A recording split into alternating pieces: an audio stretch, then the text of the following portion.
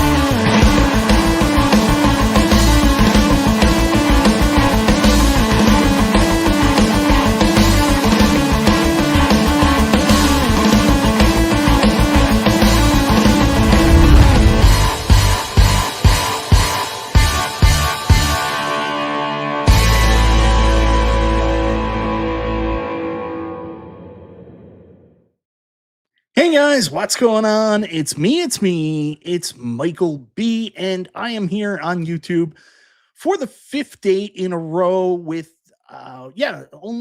sixth show.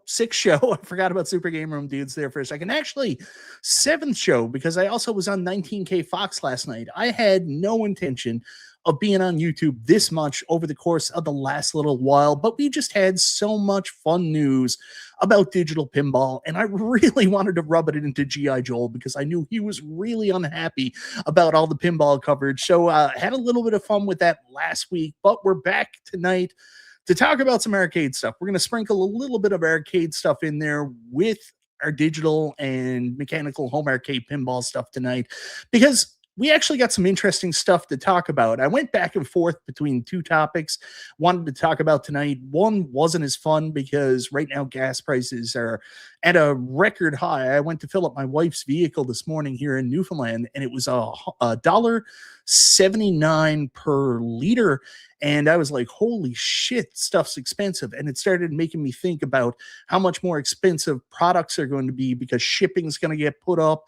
And then at the end of the day, I said, I don't want to talk about this. This is going to make me upset, sad, and disappointed. And it's probably going to make you guys disappointed too. So instead of that, I thought about all the cool stuff we already know about that's coming out in 2026. And I wanted to put it together in one piece, kind of like a home buyer's guide of all the new stuff we know is coming in 2026, thanks to it either being announced or leaked early, and talk about what we're excited about buying, and maybe some stuff that hasn't been announced yet that we can kind of speculate a little bit on later tonight. Then on top of that, while I was getting ready for the show, I ran across two people. I asked one of them to be on the show, and they were gracious enough to come on. And then I had another person harass me to be on the show, and I felt bad for him, so I decided to let him be on. So we're going to have a fun conversation with a very cool and different roundtable for this show. I think you guys will enjoy it. Thank you so much for joining me for another episode of Chill and Chat with Michael B.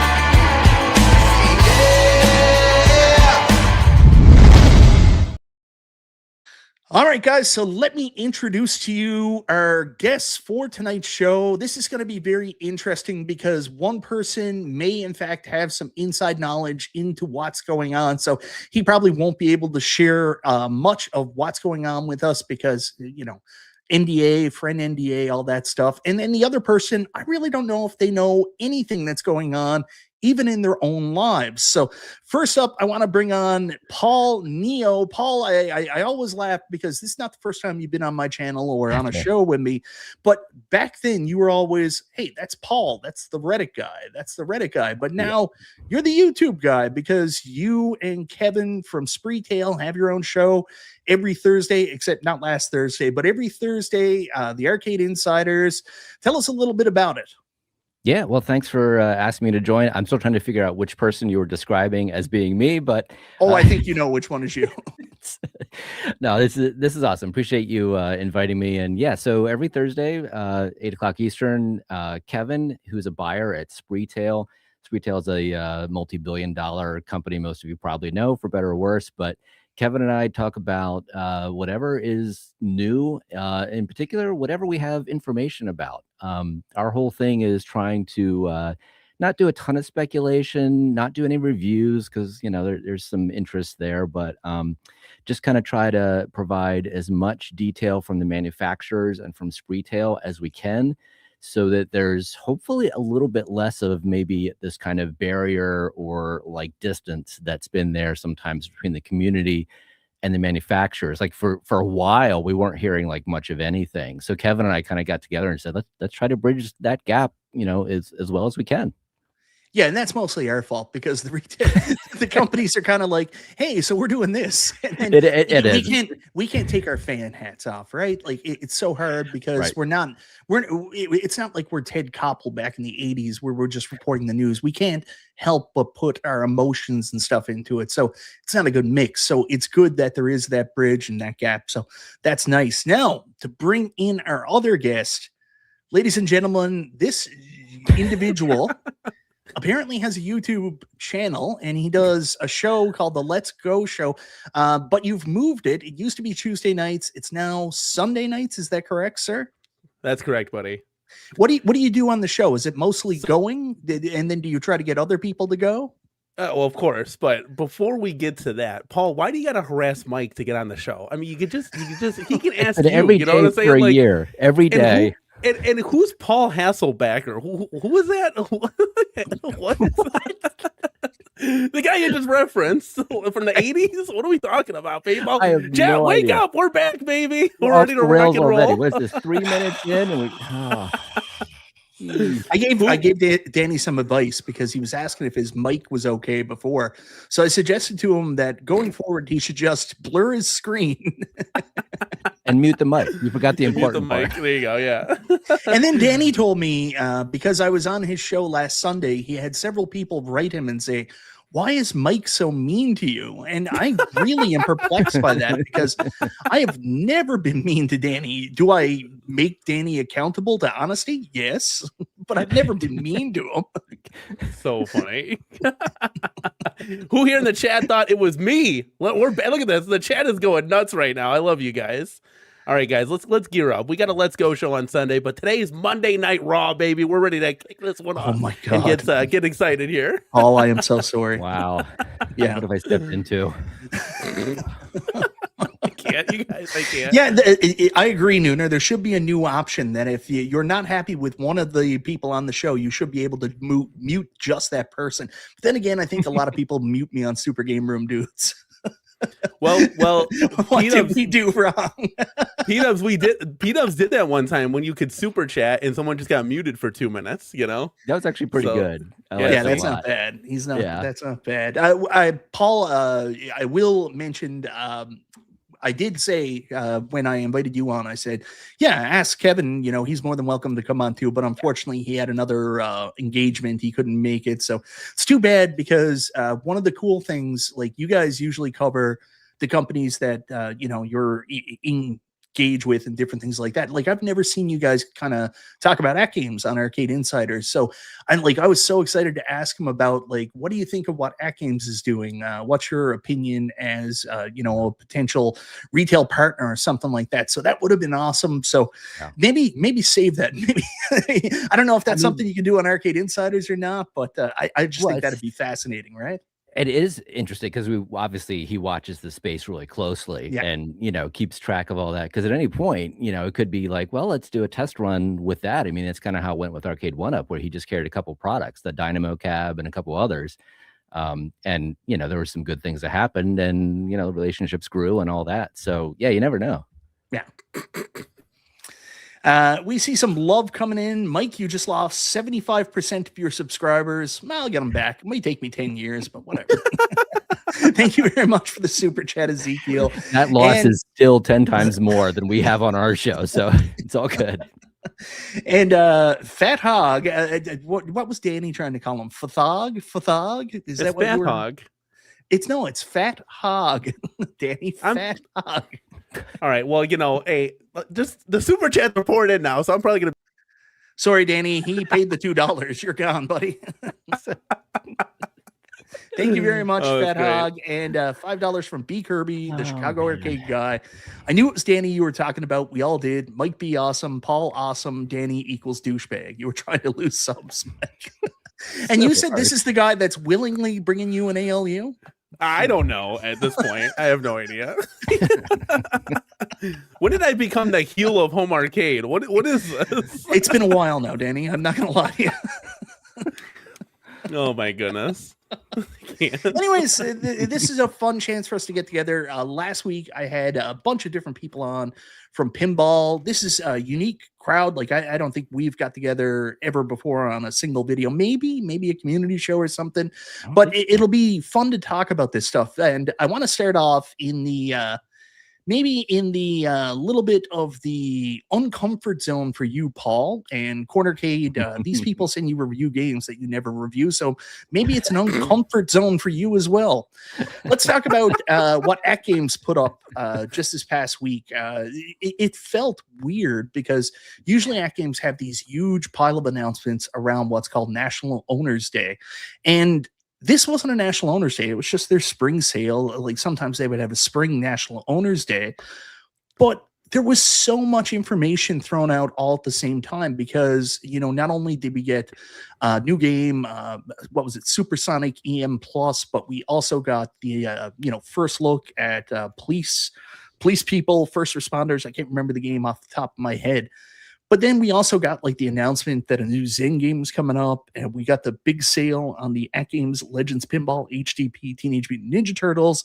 And then we also got an announcement later on this year of an AtGames Legends Pinball HDP coming out that kind of confirmed Zen was coming to that platform. And then they announced this $3,000 AtGames Legends Pinball 4K coming out later this year. So a lot of information went out. What I want to focus on tonight specifically is the product that's actually coming out this year. Just really quickly, a couple super chats to get to. Jim Jimerson's, just kidding, Danny.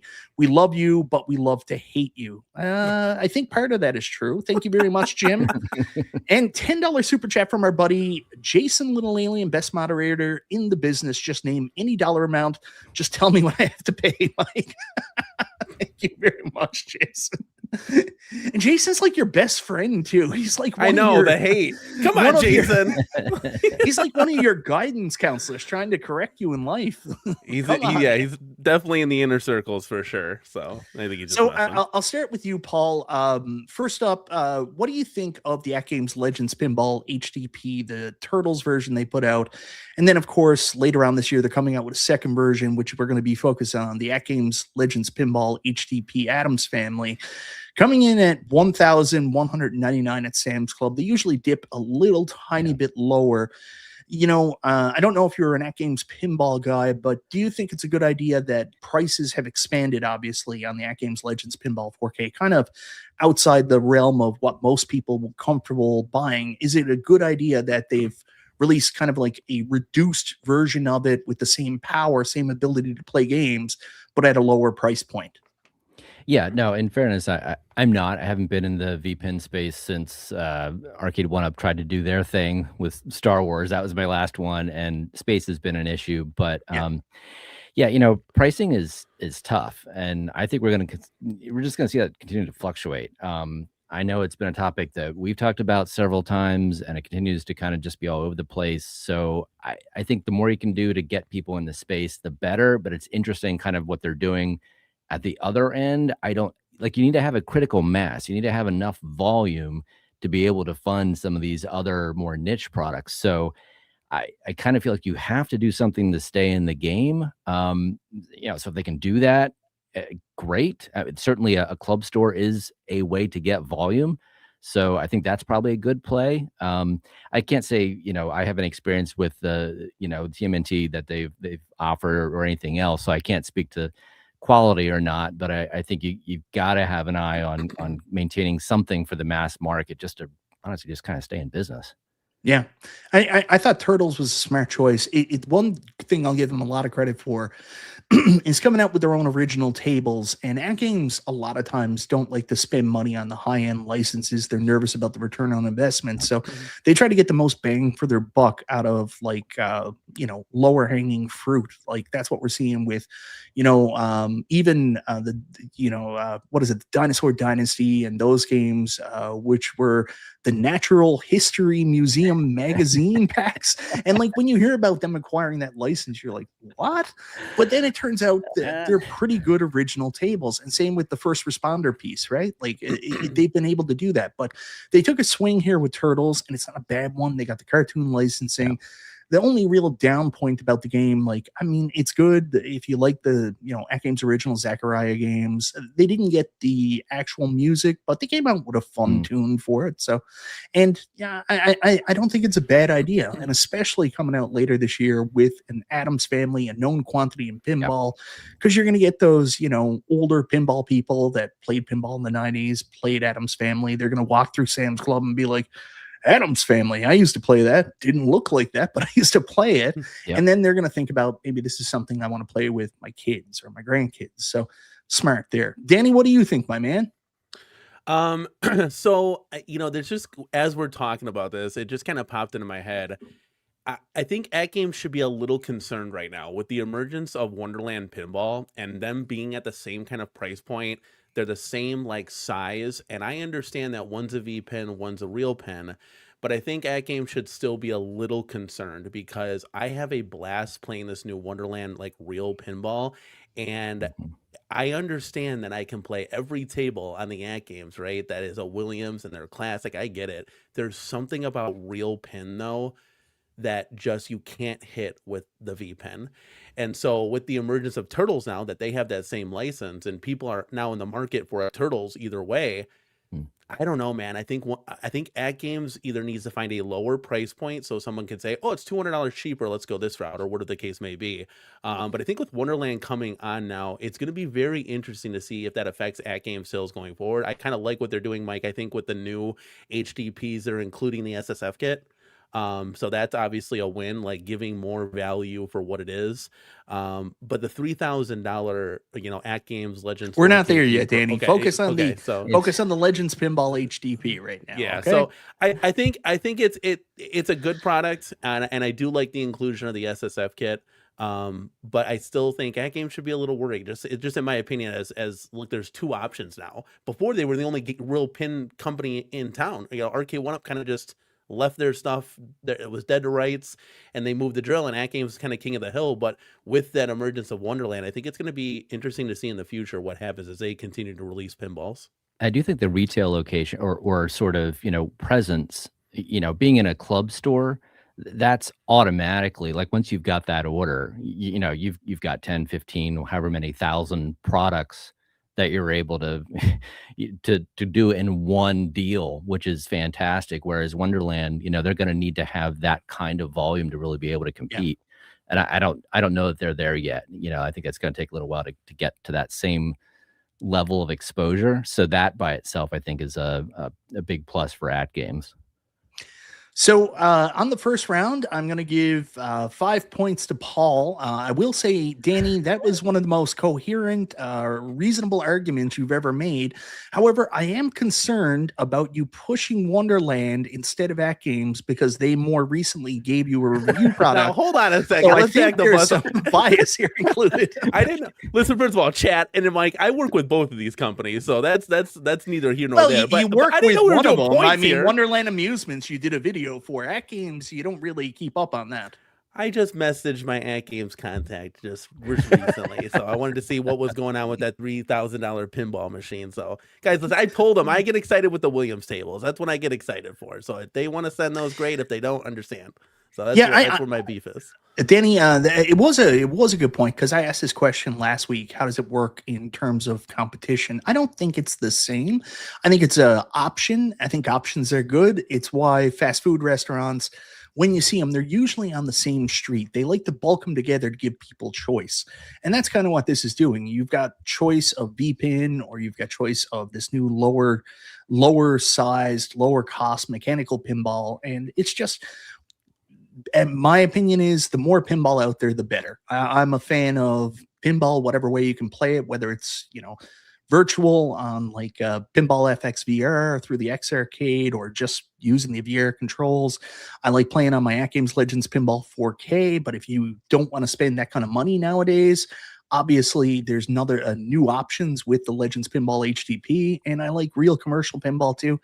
I just think it's good that there's more pinball options out there. It's sad that Arcade1Up, failed so miserably. And honestly, it could have set this whole home pinball thing back a long time. Mhm. I think AtGames was smart going out and acquiring Zen. It really pushed this whole piece forward because, I think AtGames had a really good product with the Legends Pinball HD, but I don't know where we would be now in terms of home pinball digitally if Zen didn't come into the AtGames sphere. I don't know if the 4KP would have even been as big a success as it was, right? Well, and I wonder too what spurred Jerry and the guys over there at Wonderland to take on a pinball as one of their first products, and a mechanical setup at that. That kind of floored me. Like, I expected all kinds of problems that frankly didn't really happen. It's kind of amazing. Really quickly, $5 super chat from B. Kirby, the Chicago Arcade guy. Gary said Danny damn near blew them for the review unit. LOL.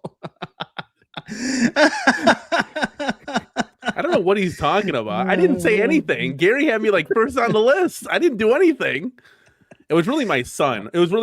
In all honesty, jokingly, like when we were at the Pinball Expo, my son grabbed Gary's hand immediately. Like, he didn't know who he was. I didn't even know any of these guys. We just came up to the booth. He grabbed his hand, took him right to the pinball, and they started playing pinball. And I think that's one story that Gary always tells to all of like the companies that he meets with. And it's a pretty cool story. Like, and Danny poked Katie and said, "See, all that coaching we did at home before worked." Hey, you said be worth it. Bobby AL1U has a comment here. I don't know if you want to pull that on screen, but it's true, kind of piggybacking what I said. If Wonderland, no, not that one. It was a smart comment from Danny. With the Wonderland at $1,000, they are a true competitor for AtGames Home pinball. Smart comment by Danny. I'm sorry, that's not registering. I don't think that was a real comment. That's why I couldn't find it. Yeah, can't see it, Danny. Sorry, it didn't really happen. Oh, you guys. So just briefly, it's not really for 2026 because this is in the massive future, but the announcement of the $3,000 upgraded AtGames Legends 4KP. So I know prices are going up, but the question, well, I'll go back first, really quickly. I want to go back and talk about this first. The comment about Wonderland and where they came up with it. I think it was smart because there really is a gap in the community. There's home arcade, just about everything now, except for mechanical pinball. And Stern themselves have been trying to make their machines cheaper to get them into home use, but the best they can do is $6,000, $5,000 through Costco. So they're not there. Now, people aren't going to spend that kind of money, but to come up with an idea to get a sub $1,000 pinball was genius if they can make it work. And what's fascinating to me, they did. Like, for all intents and purposes, they did. Yeah. I mean, that's, but $3,000 for I know. I'm just, and I get that, before maybe you couldn't play all the tables. I guess some of the Zen tables didn't play well, so I guess maybe we don't have the horsepower to do that now, but $3,000 especially, and Danny made this point, when you got a mechanical option coming in at roughly 1,000, even if they go up a little bit because of tariffs, inflation, whatever, that's still going to be at least half the cost. That $3,000 that seems like a tough sale to me. Like, wouldn't you be out there looking at a used machine? And yes, you're getting really close to an at-home Stern at that point. Right. It's the same argument that you have for a really expensive Arcade1Up. You start to bump into that like real machine territory. Well, Fox touched on that last night, but I will say this. As much as I understand that point, and like you are getting to that point where you can buy a real machine for $3,000, what you've got to also look at, how many people are out there are buying these at-home kits from like Rec Room Masters and stuff like that. or from these other companies that have builds already done in them for like $8,000-9,000. So obviously they're looking at those products, seeing what they can do, and saying there's still enough room between like those high-end builds with similar power in their mind compared to what we can offer commercially for, you know, $4,000 or $5,000 less. I mean, more power to them if they can sell it. I just wonder what kind of, you know, what they're actually thinking, you know, production wise, they're going to make in comparison to their regular tables. It'll be interesting to see if they guess that correctly. Yeah. I'm fascinated by all this. The $1 million question is, will it ever come out? Because you do got to bring up the point again and again. Killer instinct. AtGames have a bad history of maybe announcing things a little bit too early before things are finalized enough to really say it. And that's not a shot at them. There's just precedent, right? Yeah, there is. Yeah, and that's the thing. They've got a history of well, they've got a history. Let's leave it at that. Yeah, they got history, right, Danny? Well, I think it's just, you know, being excited because all they really have now is like digital content. There isn't really anything like hardware wise that is coming out that's new and fresh. And when this company sees other companies coming out with stuff, they're like, hey, we want to still stay relevant. Let's you know, do something, say something. Like it's happened before in the past. Remember that racer you guys keep talking about? That was like before my time. Oh, no. That was a real thing. That wasn't to remain relevant. They were really excited about that. But they probably shouldn't have showed it off when they did. I think that at the time, P-Dubs was like, oh, you know, you want us to talk about it, but we need an image. And I think they were a little bit too early for that. They had this prototype they had got from this company over in China that said they could work with them to make one, showed the prototype, which was the exact same thing on Alibaba. People tore it apart, and, you know, the rest is history. Yeah. Yeah. Mike of all trades is bringing up a rumor before we go on to our next topic. Paul is on the show. That's why Arcade1Up official isn't in the live chat. Well, I saw Paul typing right there, and he just typed it out. It said correct mode. So, K-Fox has got to jump up here and say confirm. I knew that. Do it. Take weeks to come back from this. So moving on, and here's everybody's favorite topic. So probably the first real big thing we got excited about so far this year was, of course, Toy Fair with Arcade1Up, and a lot of people got really disappointed because they felt that, you know, they saw Arcade1Up come on these shows and different things like that, and they said, finally, they're listening. And then this came up, and then they were like, oh my God, they're not listening. But it wasn't really that. I mean, obviously, I've talked about it till I'm blue in the face. This is the same path that they had with My Arcade. It's what they do. Sonic the Hedgehog might not be something that a lot of us in the hardcore space looking to fill our arcades with, but there's going to be, in my opinion, an obvious market for that. There's so many huge Sonic fans out there, people that dress up and have lifestyles involving animals, furries, I believe they're called. There's some kind of Sonic furry community. There's a huge market for this. Might not just be us. Plus, we got other big things that we saw during that show. So, Paul, I know that when you put it up, everybody took this as you being like crazy about it because you put up the hashtag Nerd Lounge Masters bringing it up I there. see it in the chat. Yeah, they're giving you a hard time. That winning comment, and I Yeah. know you were trying to say we're getting more XLs. This is awesome, right? I was genuinely excited by the IP and the size, and I typed winning because I wanted that size. I wanted not the IP Sonic, but Sega. But fair is fair. I mixed it all together in one post, and I didn't specifically say that I thought Sega and XL. I just put winning on the whole thing. But if anybody that was paying attention at all saw afterwards, I did an entire like hour and a half stream basically shitting on the product the entire time. So that's how I actually felt about it. You know, say what you want. I'm excited for future things with Sega, not so much with this. Hashtag winning. Arcade1Up's got your back. Cornercade, when you saw Sonic the Hedgehog, you had a breakdown on stream. Like, a lot of people were really worried about you. Like, there was some safety checks sent out to your apartment to make sure you were okay. You were not okay. What happened there? Like, I actually was laughing about it. I was like, it's almost worth watching this crash out. Hey, I'll take it. it was disappointing, because again we had Arcade1Up kind of building this up, and it was kind of like, what? Now I could have understand if they gave us like an arcade title along with this, and this was more of like the backdrop, and they get Miss Pac-Man's in the back, but something new, right? Like Yeah. any title that we've been kind of talking about, and then have been like, oh, dude, this is cool. Okay, there's this, this title, and then yeah, there's this Sonic Cab, like somebody might like that, but when this was the forefront of like the main event, it was just like, like no, this is horrible. It's just not an arcade title. There's a big difference between, console games and arcade games, and that's where the lines weren't. The lines were crossed, and it's a very odd mashup, and I didn't like it. But Paul, to your point, we have Arcade1Up in the chat. You said future Sega stuff. Can they at least say, yeah, we could possibly have a relationship with future titles coming out, or is this it? Right? Is it just Danny, Sonic and that's it? We told them we can't ask him that stuff. Oh, you can ask. No, I'm not.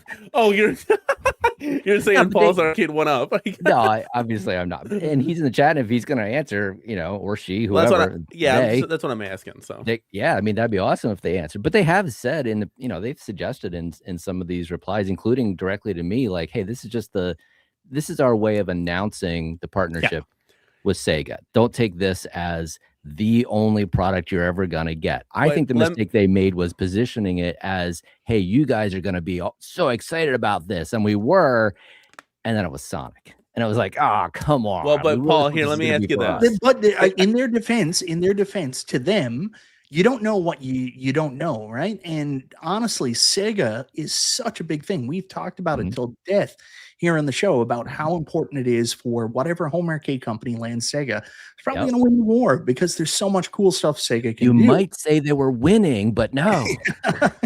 Well, you know what I mean? So for them, like, obviously Sonic is such a huge name in gaming. Like, this was a huge, like, I felt bad for him because if you don't know, you don't know. Obviously, we've been in the trenches with Arcade1Up. We've seen all this stuff come and go. But, I mean, these guys came out with what was huge announcements for them. Bandai Namco, Pac-Man, Miss Pac-Man, Sega's on board. We're doing Sonic the Hedgehog, one of the biggest names in gaming. To them, I'm sure they saw the reaction and they were like, what the fuck? Like, what did we do wrong? Oh, well, Paul, listen, is this, the beginning of Sega? Are we going to get Outrunning Golden Axe XL, or are we going to get Toe Jam and Earl and Echo the Dolphin next? Like, I don't want Toe Jam and Earl, guys. I want Golden Axe, Outrun, and some other Sega classic stuff. When Toe Jam and Earl came to iArcade, people celebrated, Danny. Like, I'm telling you. Earthworm Jim. What do we got? What other Sega classic console games do we got? All I will say is I have not personally heard rumors or seen anything that would indicate another console title. That's the thing I will say. Now I'm not. Okay. I don't know. I mean, plans could change, but I have not seen any other console titles being discussed. I think that you look at the Sega relationship with MyArcade is a pretty good indication of how this will transition for Sega. Like, I think it's going to be very similar. I think that it's not so much, these companies are excellent and they're going to do what's best for them. But at the same time, the licensor, I would imagine, Paul, you know more about this than me probably. The licensee or licensor, whatever it is, the license holder has a lot of say in what their rollout strategy would be with their brand through a third-party company like this. No, for sure. I mean, because you got to have them on board. So it could be, let's say you have Kevin saying, I want this. He could have the, the purchasing power to buy it. But if that license holder isn't interested in doing that or doesn't, want to do it for the price that you're willing to pay for it, well, that's half of it right there. So you really have to have all three parties lined up. You got to have somebody willing to make it, somebody willing to buy it, and somebody willing to let go of the license or have it made to begin with. So that's tough, and that's why you keep seeing your Pac-Mans, because everybody says, oh, Pac-Man has made money. Historically, it's made money. But historically, it's not even close. But Paul, real quick, Paul, just really quickly, Danny, like you've told me behind the scenes, Paul, you were like, Kevin saw Pac-Man on the lineup and he was like, oh, thank God, I'm going to make some money. Yeah, basically. Yeah. I mean, that's the thing, because it's not even like the distance between Pac-Man and the next highest selling one is not even close. Yeah. Like, it's ridiculous. As much as we hate it, Paul, it doesn't matter. I understand your point, but to that credit, and before there's super chat real quick, while we're on the topic, nothing else has really been tried. Like, every arcade title that we talk about, these are from the 30, 40, 50 years ago. They're all going to sell. They're all bangers. There's a reason why we still talk to them and talk about them in 2026. So like, how can somebody say, well, let's just use your example, Mike, Robotron. Robotron XL has now been released. How can you say, well, that's not going to sell 3,000 units? Where do you get that data from? We're still talking about this game. Like, how can you know that unless you try it? You miss every shot you don't take. So Danny, sometimes you do say something, then there's a grain of truth to it that makes sense. There would be more risk on a title like Robotron compared to something that's more widely known like Pac-Man. So there is a risk element that's involved there, but at the same time, you don't know until you put it out there. And there is sometimes a lot of opinion from people without probably all the necessary knowledge on the community and consumer base that make decisions that, you know, it's just nuts. Sometimes I can't say that I know more than them, but I don't think they know everything, right? Really quickly, go ahead, Paul. Well, I just want to say it's not even always the risk. Sometimes it's just the amount that you can sell. So for instance, this is going to be a club store product. So right there, you know, you're talking 10, 15,000 units, get like guaranteed. You know, Kevin at Spreetail, you know, I don't even know if he's buying this or a version of this or not. He can't do the XL when the club store is doing it. So I know he's not doing that. Whether or not he does something else, I don't know. He's got one coming. He did say that on your show. He's got one Supreme coming. Yes, he does. It won't be this one though, because this one is already a club store exclusive, so they don't overlap. But yes, he does absolutely. But the point is though, he may see like Sonic is not something the community wants, and I can't do this in a high enough volume to make it worthwhile. Oh, Paul, thank God. Remember at the beginning when we were getting ready for the show and Danny said, I might have to leave if my kid comes out? And I was like, I hope he's here for the whole show. We lost Danny. Best thing ever. So $2 super chat, Jim Jimerson's, I buy everything, but I'm not buying Sonic. You know, not a game for me. I agree. Mike talked about this last night when we were on 19K Fox's show. He actually went to a school today and talked to youth. It filled my heart with happiness today. It was a unique experience speaking to youth, and it's rare we get to see how intelligent they can be. I feel blessed today, Josh. Mike, I think part of their intelligence came from you being there and helping them. And if you have some spare time, I think you're pretty close to this guy. Can you spend some time with Danny and impart some intelligence on him as well? That would be great. This continues even when he's not here. That doesn't matter. Just keep going. Lots of cooks in the kitchen for sure. Yeah. All right. Anyways, you know, Sonic, probably not something that a lot of us, you know, that are hardcore arcade people are going to be interested in. No. I'm sure it'll do well, and I hope it does well for them because I want to, you know, I want this brand to succeed, right?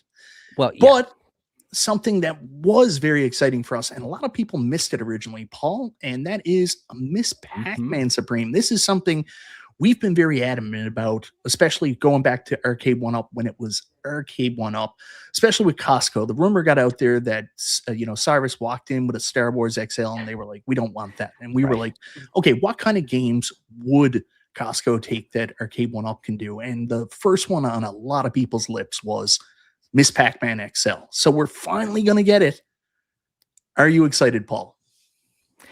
I mean, it's tough because this is one that people have actually wanted. I mean, it's weird because it is getting grouped into the, it's another Pac-Man camp now for a lot of people, which kind of is true in a sort of, you know, weird sense, but I think it's going to do relatively well. I think there's some things I need to fix, maybe with the control panel and kind of the separation there, stuff like that. But I do think this is something people have wanted. You know, James Hates Everything teased it last year. I remember the post it had on Reddit where there was maybe a suggestion that it was coming to Costco, and a lot of people reacted positively to that. You know, obviously didn't happen. There's some stuff going on with the business, whatever, but I see it potentially doing pretty well. I fought James on that from the very early times. I knew it was some kind of club, either pub table or cocktail table. So I had early knowledge that it wasn't going to be an XL.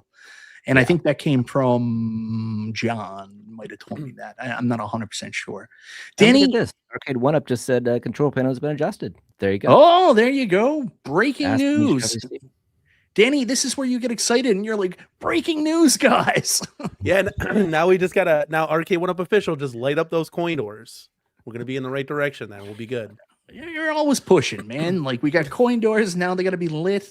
When is 100%. enough ever enough for you, Danny? It's not. We got to keep pushing the envelope and get better each and every day. But you know, the fact that they announced 2 Supremes, that to me was a surprise. I had heard from 3 sources there weren't going to be any Supremes, so they all. You had told me nonstop. You had told me like no Supremes. Oh, I legitimately didn't want people to get their hopes up because I thought, okay, this is going to be something that's like, okay, don't get your hopes up. And I've been told by several people, different groups, no Supremes, and 2 of them were announced. Of course, one of them was, had its own issues with with it being Sonic, but we saw 2 Supremes. That's something. That's very good. Like that's just where the evolution of this hobby is kind of adjusted to, and it just, at least in my mind, Miss Pac-Man's a cool title. I'm kind of Pac-Maned out, but I'm glad to see maybe rehashes come forward to the XL Supreme line, and I would love to see now new titles come. The WrestleFest was fantastic. That was really good. So I want more and more to keep coming out for the Supreme line for sure. And by the way, I saw a comment from Fat Hog. We are calling them Supremes because that's what Arcade1Up official has told us they are going to be called moving forward, not XLs. So I thought that one didn't win. So can John move back to XXL now, or does he have to stick with XT? How does this work? I don't know. Right. He can take the XL now. He can technically take the. It's up for I have grabs, no right? idea. I don't know how all that works. It depends on their patent and on stuff like that, right? It's so confusing. Like you bought the assets, why not? I don't get it. I don't get it. Whatever. Well, I think what they're going to do is it's a interesting merging of brands. Like to me, I thought Basic Fun had already came out and made their own identity. I was pretty impressed with the box art, the way they were going forward. So and then they were like, oh, we're going to be Arcade1Up, which I also understand because obviously that's a name that's been out there for so long, but they don't need to. They could still be Arcade Classics, and I thought the branding was good, but to each their own. And when this comes out, because that's where we're to right now. When this comes out, we see the box, we see the Arcade1Up logo, then we see the Supreme series or whatever it's going to be. That's when we'll stop being confused, I guess. But I'm a huge fan of Miss Pac-Man. This is my daughter's absolute favorite game. Breaks her heart that we don't have one in the house anymore. When I got the Wanderlust for the XL cabs, like a lot of us did, and I was like, everything's going to be XL, and then no one released any XL cabs, so I couldn't buy anymore. I was like, shit. And the problem is I've never been able to find another baby blue Pac-Man, and I don't want a black and pink. I don't want a wood grain. I want a baby blue. So for me, this is absolute slam dunk. And I saw Mad Ben Han up above. He was like baby blue. This is the one I wanted. So as much as people want to complain, oh, it's another Pac-Man, this is one I think, again, super popular release, just like Pac-Man XL was for Walmart. I think this is going to do just as well, if not better. It will. There's definitely a market for this, and I think just the fact that there's some encouragement that we will see more, call them Supremes, XLs, XTs, whatever they are, but you'll see more in this form factor, gives you the confidence to say, if I sort of invest in this size, I'm going to still have more product to be able to buy. Because for a while there, it felt like, crap, maybe nothing's coming out. I should just stick with deluxe, or maybe I'll just kind of do some pinball for a while, whatever it is. And nobody really knew. So this is a good thing. Well, I went back and I painstakingly found a lot of the cabs that I had sold, or I found the deluxe versions of them, because I was like, XLs aren't coming, and I want specific things in my house. So that's Star Wars. I mean, you sold your Star Wars. Oh, right? I regret that so much. Yeah. I sold mine too, for what it's worth. Yeah. Well, there was very good reason for that, because we were told Star Wars is coming. I was like, don't need this thing anymore. Really quickly, $10 super chat from B. Kirby, the Chicago arcade guy. Danny loves spending other people's money. Don't listen to Danny. Arcade1Up. This Pac-Man Supreme will sell out 3 Supremes in their first full year doing this. Hey, it might be 4 from the information we got. So there you go. And Arcade1Up says there will be a nice blend of branding eventually, which I appreciate as well. Some Media 1-Up LLC in there as well. Me, come on. I want the product to speak for itself. I don't think that's a bad thing for John to put that product out there and let it speak for itself. I do think there's an opportunity eventually for him to come on. I think John does a very good job when just ignore what all the noise is and speak from your heart about stuff. There's opportunities to do that, and I think Moat would love to have you on, which he mentioned above. So anyways, moving on, Danny, anything else you want to say about Miss Pac-Man? Will this be coming to the Cornercade?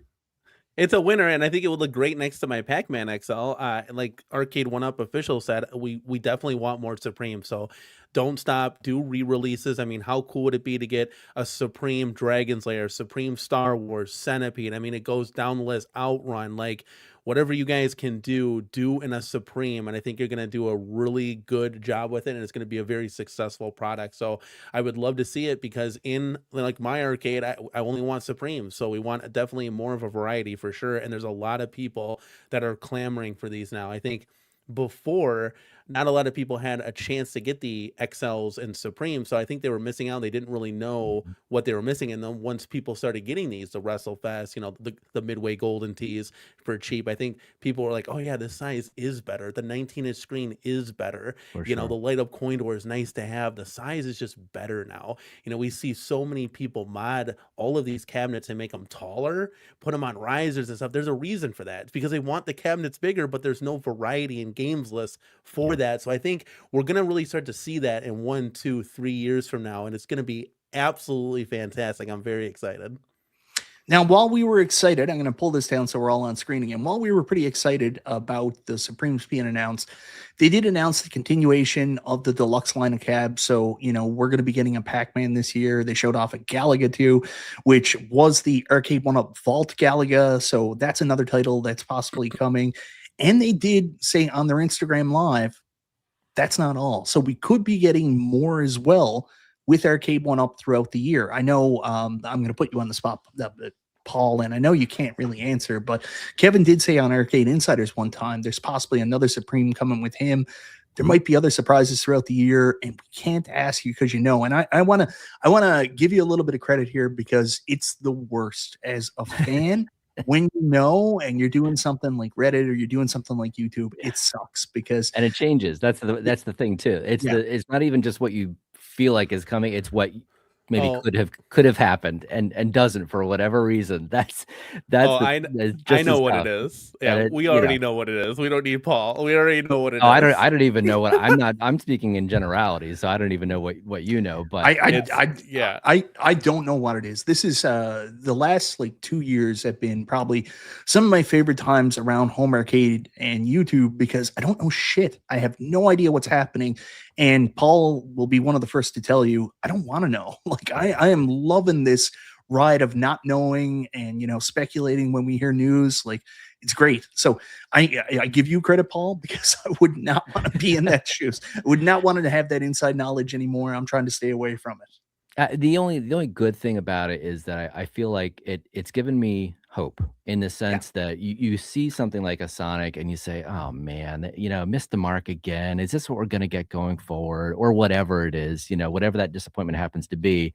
But then, knowing a little bit more, I can feel like, but you know what, that's not the only thing we're going to get. And I know with some degree of certainty that X, Y, and Z are in the not too distant future. And that's the kind of thing that makes me feel like, yeah, you know what, there's going to be stuff for us. It might not be right now, but it's still there. Our dreams haven't been crushed. So there it is. There will be more surprises and announcements this year for sure. Right. Yes. And I'll give a lot of credit, seeing Arcade1Up, their social medias engaging in the community, seeing their social media active again, seeing them show up to Toy Fair. And while it might not have been everything everybody wanted, that's the exact word I'll use for it as well, Paul. It's hope. It's seeing stuff move again and be exciting again. New stuff coming out. 100% it's hope.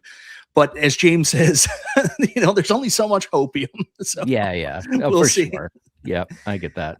Gallagher Guy 88, $5 super chat. You didn't have to do that, man. Remember when Danny wanted an XL G.I. Joel cab, even though it was only 4 inches different than a real Nintendo cab? Don't listen to Danny. Winning. 4 inches makes a big difference, my guy. It's the width. Paul, you can attest. You're all over that. I'm not going there. Thank you very much, Gallagher Guy. And again, Danny, like I said on your show, the fact that G.I. Joel has done so much for you and supported you, and you didn't turn around and buy a cab, for shame. Stop it. I love that man to death. Stop it. Another $5 super chat from Gallagher Guy. You didn't have to do that, man. Will all future 1-up cabs be the exact same height? Asking for a friend. I don't know who he's talking about.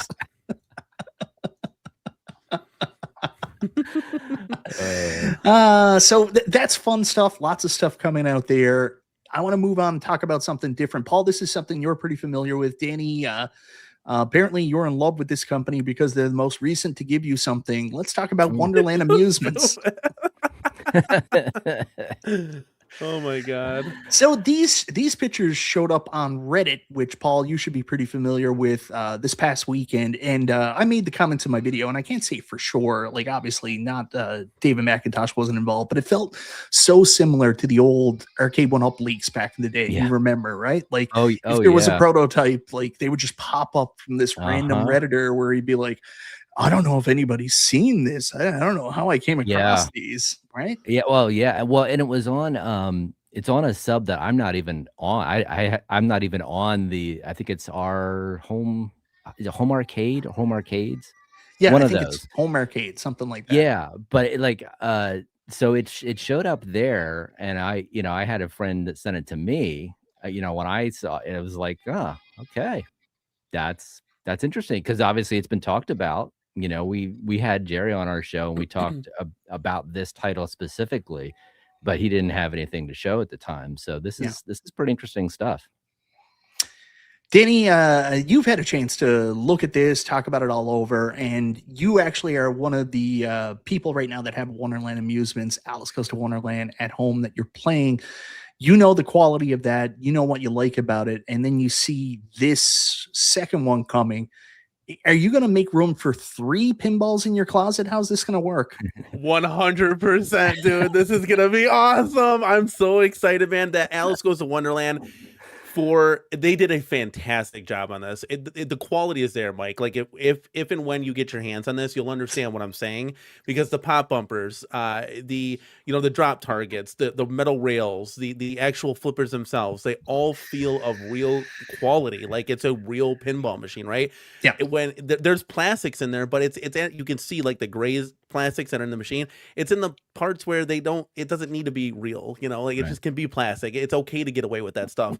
The plexi, not having glass really doesn't bother me. It looks fantastic. I think the biggest thing is like adjusting the coating a little bit and just fine tuning it, and then making the play field just a little bit more lit up during like nighttime play. So I think they know those issues and maybe we'll address those in the future. I don't know. We'll see. But this thing looks so badass. I mean, the artwork, the lime green. I don't even know if they're going to keep the lime green, but there's so many cool elements to this. And then Mike, and Paul, like the modding aspect of this, when we've seen people mod their stuff, it's just unbelievable for what they can do. And I love modding. I love tinkering and messing around. So this is a great, Mike, what's so funny? Are you just reading the super chats or what?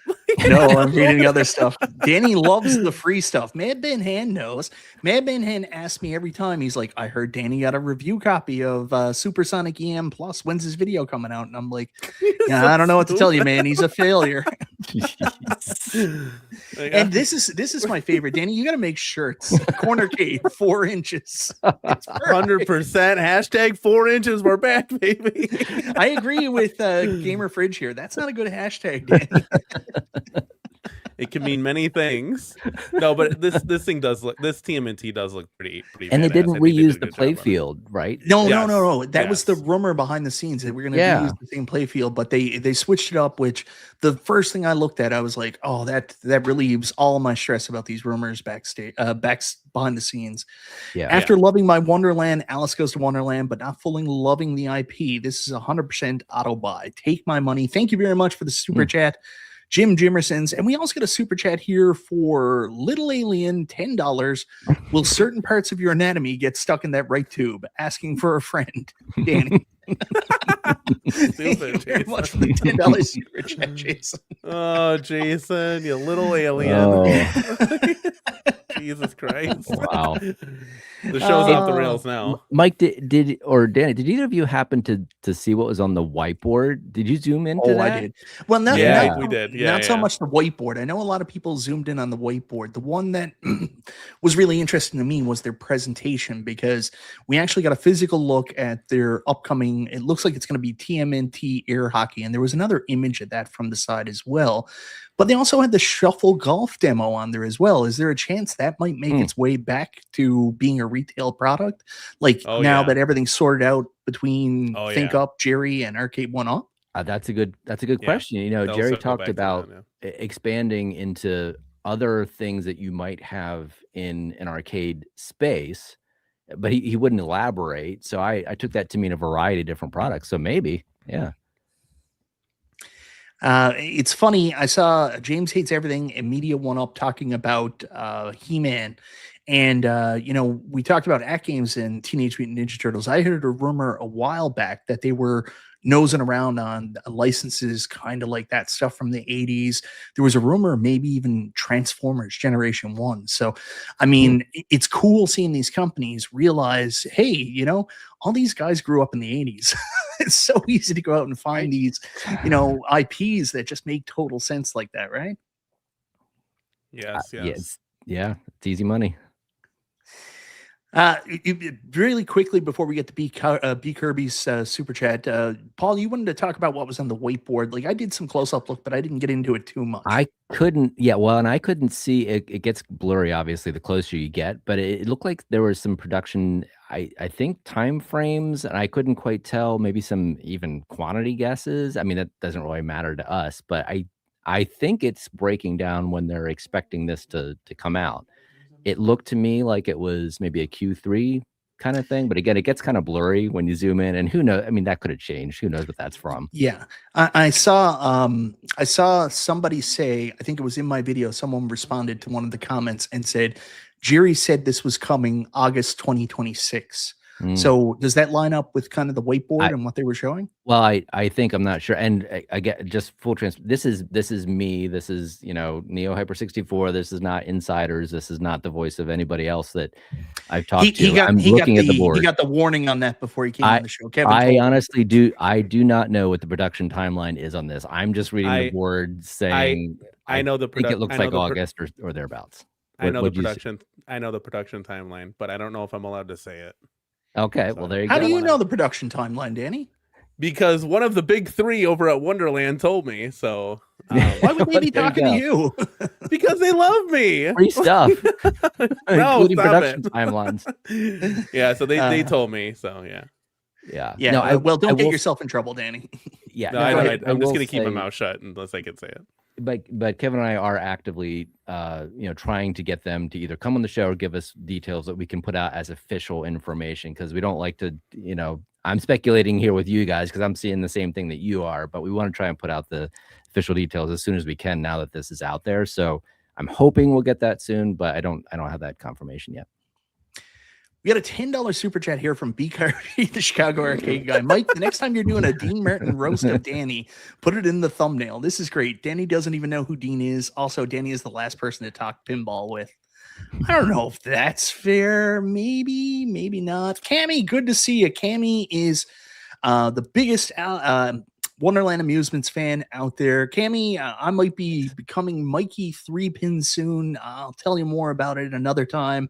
But Cammy, huge pinball fan, and you got to tell us, how close is your Alice Goes to Wonderland to reaching you at this point? Oh, geez. Oh, and Danny 3 pins in a second. Also, I want to say a huge shout out here, and thanks again, B Kirby, for the super chat. The more Wonderland succeeds, do you believe someone will try and copy them in the 1K pinball space? Maybe, about 100%. You know, that's what happens with success. Somebody else says, "Yeah, we could do this too." So, also, Multicade Matt, congratulations! I heard a rumor over the weekend that Multicade Matt now has his own official fan page, global fan page on Facebook. Congratulations, Multicade Matt, the man, the myth, the legend. Yes, sir. Go search for the Multicade Matt official global fan page on Facebook. Join today. It's the place to be. So thank you very much, Multicade Matt, for being here. And it's the global one. Remember that. Always go to the global fan page. Official global fan page. That's right. Not the... See, Nerd Lounge Master says hashtag box B. Did he ever get his box B? Whatever happened to that? He got a third box A. MG says it's like YouTubers, they all copy P-dubs. I mean, everybody's copying P-dubs. No one's doing anything new. Unfortunately, Cammy's still waiting on a shipping update, and it's like that sad news I talked about earlier with the gas prices going up. Yikes. $5 Troopers. Dude, let's go. Look at this. Can you zoom in on that pic by like 4 inches? Apparently that makes all the difference. Oh, that's great. Danny, I'm gonna have to send you some lotion, royalties, aloe or something after this. Aloe, because you're getting 100%. burned. Ouch. The super chats are flying tonight, baby. Like Let's you're go. making P-dubs a murder. Oh, amazing. All right. Anyways, I'm excited for Wonderland. Like, I think it's really cool. This is coming out right now. I mentioned it in my video.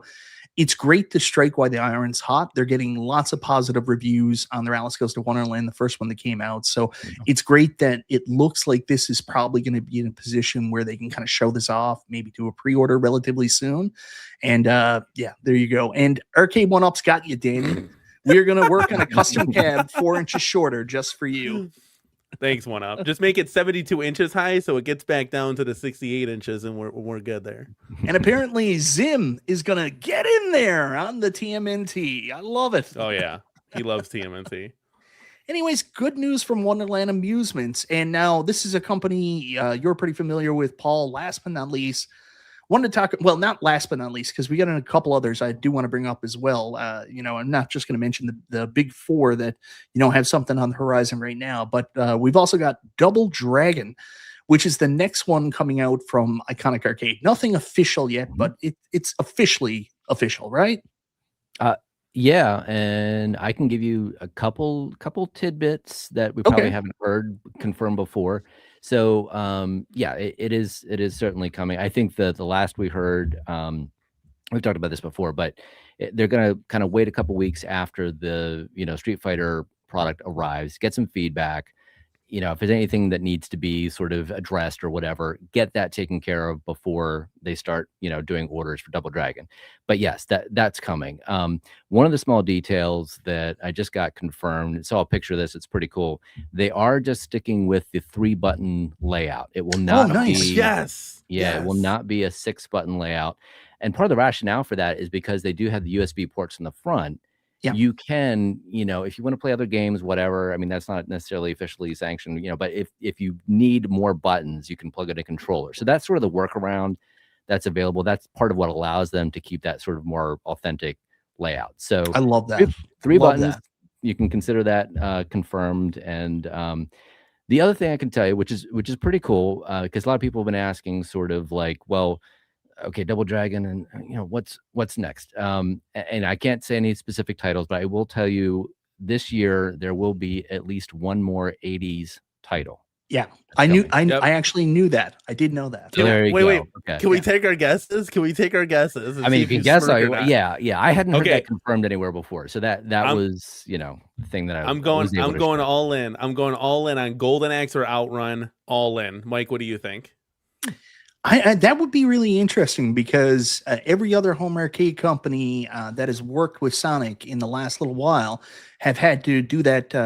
Work with Sega the last little while have had a very distinct path. So I mean, if I kind of jump the line and is able to do like a Golden Axe before, like, doing some other stuff for Sega, that would be very interesting. I don't know if that's possible. I know that like Paul mentioned, like John had said to me a long time ago, because he was like, everybody's complaining about me in 90s, and yet I'm here doing 280s games this year. So I knew Double Dragon wasn't going to be the only release. I didn't know how many releases, but I knew Double Dragon wasn't going to be the only cab coming from Iconic this year, and I knew it was going to be an 80s game. Yeah. So you think I mean that Turtles? I don't know. I don't Maybe. know.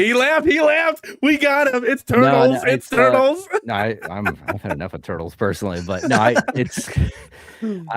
I don't know for sure. There's been rumors about a couple titles. At least one that I have heard about is not something I necessarily expected, but I'll just leave it at that because I don't know. There's at least probably 3 titles I've heard of that could fall into that general sort of category. All I can say for sure is that there is an 80s title that's coming this year. So that's exciting to me because we know there's more than, some people were like, okay, well, is there more than just Double Dragon? Like, is this company going to last for the long haul? They've had some issues. Yeah, they're in it for the long haul. This is so cool. Real quick, Mike, like, think about it, Mike. Like, as far as an XL cabinet goes, we've only had one. Like, this year we're gonna have like 7 or 8. This is wild. Like, including like the TMNT. Like, I include like the real pinball stuff that we got coming in from Wonderland. Like, that's an XL size. It's a bigger pin. This is just exciting, dude. I was very concerned about the school system where you're from, Danny, for a couple minutes there, because 7 or 8 is not 5. That's some math. I don't know. I'm excited. Now, speaking of 5, really quickly, so cool to see these Wonderland machines are the same size as the 4KP HDP. Looks so good in a home arcade next to each other. There you go. Oh, Danny, damn it. He's supporting you. Thank you for the super chat. I will also say, I thought that was really smart of not just basic fun before, they bought Arcade1Up, is that they fit in so well with the Arcade1Up releases. Like, you wouldn't even blink knowing that these were 2 different companies making home arcade, and you would have a basic fun cab right next to an Arcade1Up, a Supreme next to a Deluxe, or Ultra next to a Deluxe, and it just fit. So that was a really smart thing to do, and I agree. I think that's great that you have, like, these Alice Goes to Wonderland machines right next to the 4KPs, and people are really happy with how they line up and look together. That's a positive thing. So I absolutely like that. Now, I've been very adamant about this. I love Double Dragon. I know Jason, who's here in the chat, he's a big Double Dragon fan as well. So I've got a personal connection with this one. This is one I'm really excited about. I think the big thing now, someone asked earlier, what's price going to be? And I think we're a little bit too early to kind of gauge that, because like, we still don't know what the retail price is going to be on Iconic Arcade. We have an indication, right? Kevin did mention on Arcade Insiders it's going to be something like $749 to $799, right? Yeah, I mean, the last thing he said was $799, but it's all dependent on everything that's going on. I know, because like we're in this situation with the gas and the shipping changes. I can see it changing after it comes out too, depending on if they have enough inventory and enough time has passed. I could see it changing, but I don't know that there's going to be enough produced that we're going to see any kind of huge discounts. We got a trick to getting a sale through Spreetail anyways. All we do is we just do a bunch of videos complaining about Spreetail and their prices, and then you guys do a show and drop the price. Is that how it is? Yeah. right. I mean, if it was that simple, I'd go for that. Yeah, they can just run the 1 hour sale special and bam, we're back, baby. right. I only want to pay $1,100 from this. Spreetail's charging too much. Detroit Love special. Yes, I mean, Detroit Love special. Kevin sets all the MSRPs himself, right? He just goes in at midnight, just changes everything. $11,000. Well, here, hey, look, I see some comments here, and I thought that we were kind of past this, but maybe we're not. So a lot of people are wanting to know, how many other games are going to be on this? I mean, all you really need at Detroit Loves back, baby. Special. all you really need is the one game. Make Double Dragon 1 and 2, right? Like you don't need anything else. You, so you why... definitely don't need Double Dragon 3. I will tell you that. No, God, no. Carl, happy birthday, brother. How was your day? Oh man, fantastic, man. The family took care of me all weekend up until today. So Up until today. Stopped right at today. you guys go get some rest. I've had my fill, you know. Yeah. Carl, you missed talking about the iconic arcade stuff, but no, not the iconic Wonderland, which I know you're a big fan of. We're talking about iconic arcade. What is now. Wonderland? What is Wonderland? What is Wonderland? Carl runs the second biggest Wonderland Facebook page. The second most important. The second most important. Yeah, no, it's not the global one. So. Yeah. Oh, actually, it's a really good time for you to come on. It would have been nice if Kevin was on for this too, because Carol wrote me because Paul, you know the way when I got group set up, because you wrote me before about my iconic group, and you're like, my post isn't going through. Do you know why? Carl wrote me on Sunday, and he was there talking about this post not going through regarding Spreetail helping out Wonderland. So I'm going to take this down for a second because I just want to bring this up. And I was like, Carl, what are you talking about? Is somebody giving you a hard time about your group? And he's like, no, your group. And I was like, I have a Wonderland group? So Spreetail's actually doing something to help out the people from the Kickstarter from Wonderland that have been impacted by shipping issues. Carl and Paul, do you want to talk about that a little bit before we get back to the iconic arcade Double Dragon? Yeah, I mean, they were just Paul reached out to me and said, "Hey, can you post this thing onto the group to help people so they can gather information for the people who either got missing a box, got 2 boxes, you know what I mean, any type of shipping related issue." And so I posted up and I sent it to both groups and didn't think about it anymore, you know. One, he was saying he wanted to use Sheets. I'm like, you can't use Sheets. People can modify that, you know, just use Google Forms. So he set up a Google form, and that way he can collect the data and it'd be safe. And so I put it up there, and then I looked a few days later, I'm like, why is Michael's group? It's still pending. I'm like, what in the world? I was too busy making the Multicade Matt official global fan page, Carl. I'm sorry. So everybody in the U.S., you know, was getting their stuff resolved. All the global people were still wondering what's going on. They had no way of. The Kickstarter was just for the U.S., Carl. Well, no, this was for people who, even with the what's the other thing? The pre-orders. Yeah. This is for everybody that was having issues that still had pending outstanding issues. So it was everybody. They're just their Achilles heel has been the customer service, right? It's just they obviously have to get better, and definitely before they issue another table out there, is to get that product management type of system in place behind the scenes, so that the left hand knows what the right hand is doing to be able to get these communications out. So that's definitely an area where they're clearly have to get some work on. So and it's mostly been on things like pre-orders and Kickstarter, stuff like that. When it comes to like actually shipping something like from Amazon, for instance, when WrestleFest went out, people were getting WrestleFest overnight. It was wild. So in that aspect, Spreetail is faster than any company I've seen at being able to deliver these. You know, Best Buy used to take like, you know, good 3, 4, 5 days, you know, Kokum and all that. But Spreetail is able to do it like practically overnight. Now, when it comes to like pre-orders, that's when things have not gone so well. So to your point, Carl, they've been trying to sort of address some of that on the back end, you know, because they know people are not getting what they wanted, and they also want to be able to sell their own inventory, the stuff that was on eBay. They're pulling from that inventory to try to fix some of this other stuff, and you know, not actually just going out and selling that. They want to be able to just sell that outright instead of having other people that are like, hey, I didn't get my pre-order. So it's really kind of messed up. Right. And to be clear, to clarify to correct what Michael said, this wasn't Spreetail. This was Wonderland Amusement collecting this data. I've been drinking. It's been my birthday here, but Spreetail was assisting Wonderland Amusement in sending out some of their boxes so that people got it. So it was That's a right. collaboration of it. But the issues was not with Spreetail. The issues was with Wonderland. I and never their said the issue was with communication. Spreetail, Carl.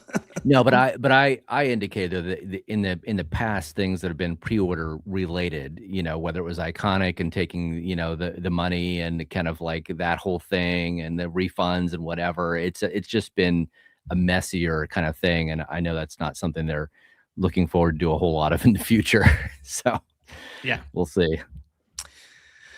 So I want to go back to Iconic now because I know, Danny, you've got the Street Fighter. You've got the Street Fighter coming. You've got the alpha version coming. Paul, you got the alpha as well? Yeah, I got the alpha, and I do not get any products for review or otherwise. So, full paying Yeah, customer. It's on the boat with everybody else's. Yeah, and that's fine and stuff like that. It doesn't matter. Like, people make way too much complaint about people getting like review units and stuff in this community. It drives me nuts. Review units are a thing. If you don't like it, watch somebody who doesn't get review units. But like, it's just so stupid, right? Anyways, let's talk more about Danny and his Wonderland Amusements review unit. His class. No, all joking aside. So the timeline for this actually sets up pretty well as well. We don't know when this is going to be announced, but like you said earlier, Paul, a couple weeks after Street Fighter hits home, and it's going to be one of those situations, kind of like what we're speculating now with, Wonderland Amusements and the TMNT pinball. Looks like it's almost ready to go out to that point. They're going to strike too while the iron is hot with Iconic Arcade, because people are going to get those Street Fighter 2 units. They're going to be doing the reviews. They're going to talk about how excited they are. We'll do our reaction videos, talk about the quality, people's reactions, and perfect timing to then drop the Double Dragon pre-order, wouldn't you think? Yeah, I mean, obviously, it's been talked about for a while. I don't know exactly how they're going to handle it, but I do know in various discussions it's not going to be anything like it was before, because we don't have all this sort of legal stuff and whatever else you want to kind of want to throw in that. The development of this is, very far along. I think they want to make sure that the way the first product is received is good before they send out the second. So if there's any, issues or things they just didn't expect, that there's some time to address that. But I mean, I've only heard good things. I've heard so far that the quality of Double Dragon may in some ways be even better than what we're going to be seeing with Street Fighter. So I have no doubts it's going to be just as good, if not better. MG, you son of a bitch. It's nice to see some smaller YouTubers get those free review units, not just the slightly bigger guys. Paul, are you going to be? I appreciate it, Fourth Horseman. I do. Paul, are you going to be doing a review on the Alpha 2 or no? I do no reviews. No, I get no free product. I do no reviews. So the community is waiting on my review, baby. Let's go. We got to really bring it. Yeah. Look at Mike. Yeah. Hey, so it's Street Fighter 2, right? That's the cabinet we're going to be reviewing. 0. They can't do. For sure. Yeah, they can't do Alpha 2. So. I think it would be a good idea, if possible, that if they're going with the 0-2 version, if they can also add an option just to do the Street Fighter Alpha 2. That way everybody can just shut up about it, right? I don't know if that's possible, but if you can add more games, I don't see why not. Yeah, I mean, is it even really that big of a deal? I mean, 0, I think, is generally considered the better game, but I could be wrong. I mean, I guess it's not, it's not technically the same, but I'd rather have the better game if it was me. So, of course, Carl, quickly with you love like new products coming out. Like you're a sucker for when a new product comes out, something launches. Alice Goes to Wonderland, of course. You were one of the beta testers for the Killer Instinct Pro. What are your thoughts on Iconic? Obviously, Street Fighter's not your cup of tea. You've already, you're looking to get rid of your Big Blue possibly, but you see Double Dragon coming out as a second cab. Does this, make you more interested in the company?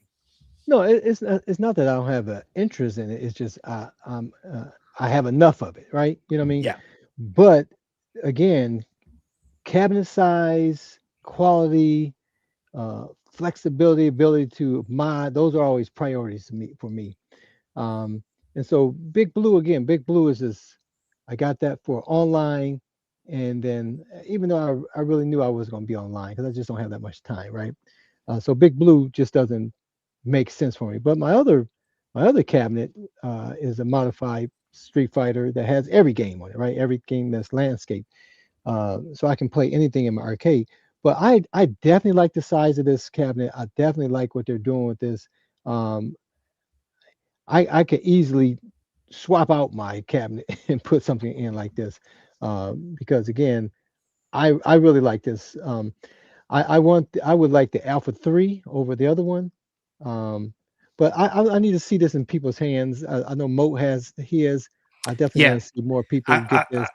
I want to see the people that take it to the next level with the cabinet to make the modifications, because that's where my strongest interest in. Again, all these things are just cabinets to me. I mean, and if the cabinet's strong, has strong bones, it can be absolutely anything. You know what I mean? Carl's And so, review. He's just hitting the cabinet. Good bones. yeah, man, for real, because we know the initial Street. I still have again the original. This is Gen 1 Street Yeah. Fighter to have. That I put real coin door on it. I got lit riser.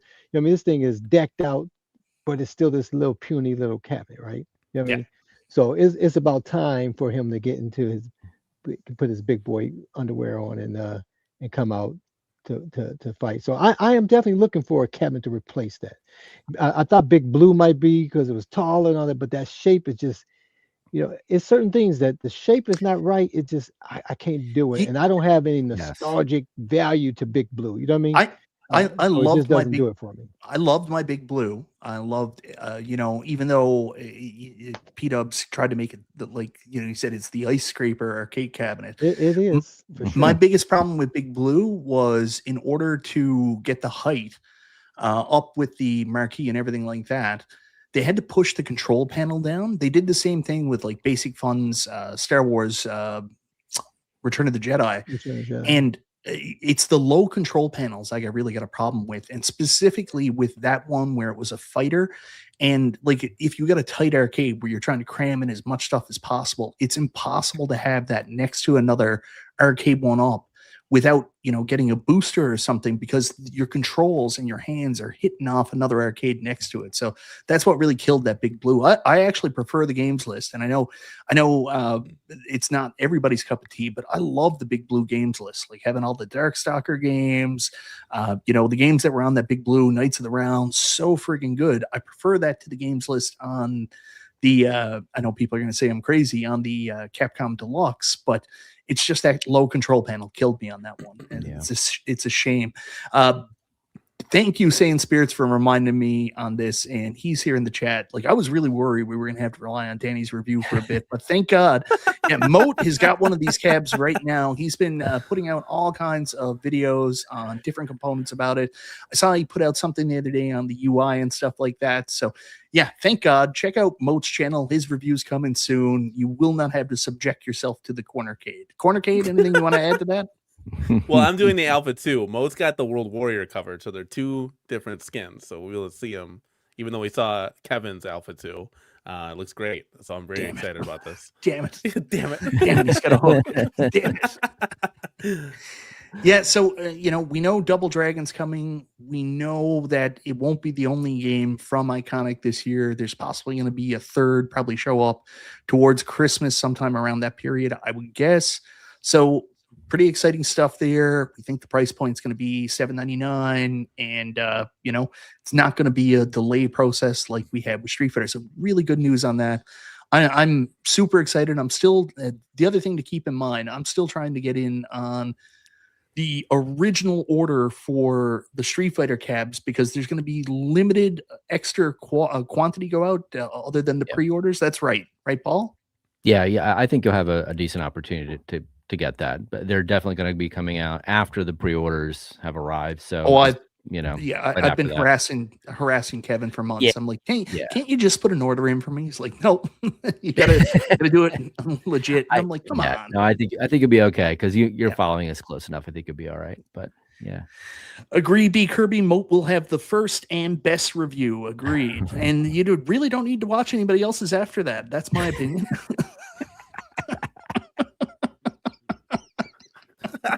You guys. Oh, look at this. Maybe a fourth and holy shit. Uh, I don't know what to say to that. Yeah, I don't know. We'll see. I hope.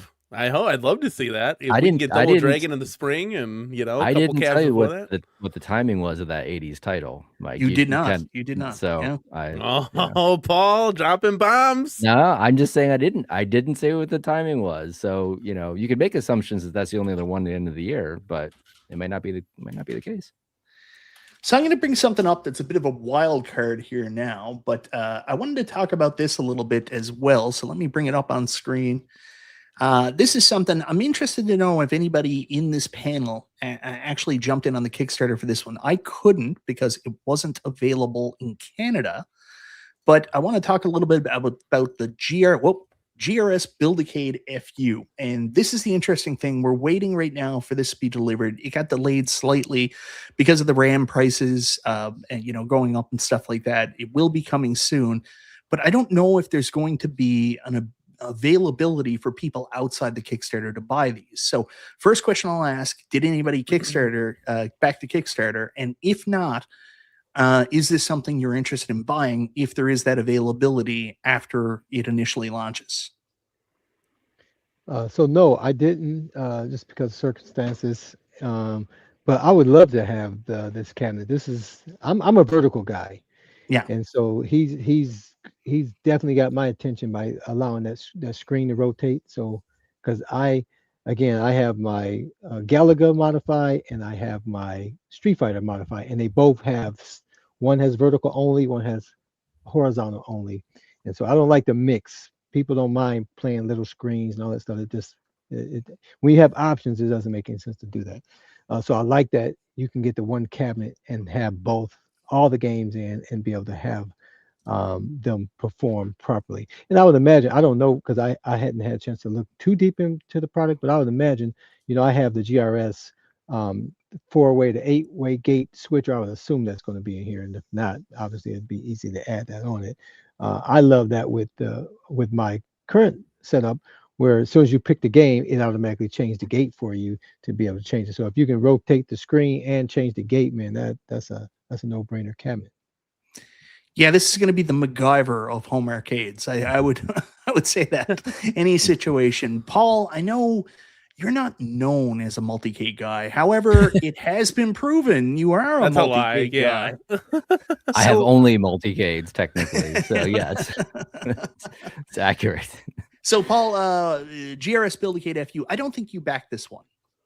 No, it was for me. It just didn't strike the nostalgia core. It didn't have a shape that I felt like, oh, that's a Midway cab, that's a Capcom cab, that's a whatever. There wasn't anything to me that said this is something I would find in an actual arcade back in the day. It didn't hit that nerve that that whatever that is I was looking for. Now I will say that the sort of more Nintendoized versions of this, I think, look a lot better. Oh yeah. But, for me, it's like, well, the combination of it sort of like, not being licensed, not having a shape I don't really care for, having a lot of delays and having a pretty high cost of entry. To me, I would just rather get the licensed product that already has the look and feel and design that I would expect to see in an arcade. And that's not to take a shot at anybody that's backed this or that loves it as is. There's a place for all of this stuff. I've built my own multi-cades that don't look anything like an arcade, so I get it. It's just a personal thing as to where I'm at right now in my own kind of journey in this space. But for anybody else that likes it, more power to them. Danny, your thoughts before I chime in on this one? Yeah, I mean, this is a really cool product, and I'm really happy for Glenn that he was able to kind of make this his dream come true, essentially. So this is going to be awesome for him. I can't wait to see when people get this in their homes and they're even shooting just like raw footage, like we've seen with the Wonderland pin, like people, like new people coming out of nowhere and just showing stuff. It'll be really cool to see this, like when it's lit up and the games are playing and having the different, the Nintendo hood on it and stuff. So I'm really excited for it. It's not something that I backed, but at the time I was kind of looking for a more affordable multi-cade, so I kind of stumbled upon the AtGames Legends. So there's some back and forth with that. I But mean, the deal B Kirby gave you was just too hard to pass up, right? he was supposed to he was supposed to drop that off Thursday, and I got a no call no show. So I don't know. This 6 months running now, B Kirby. Let's go, baby. Wake up. So long and short, I'm really happy for Glenn. Like, not all of us are going to be able to buy everything, right?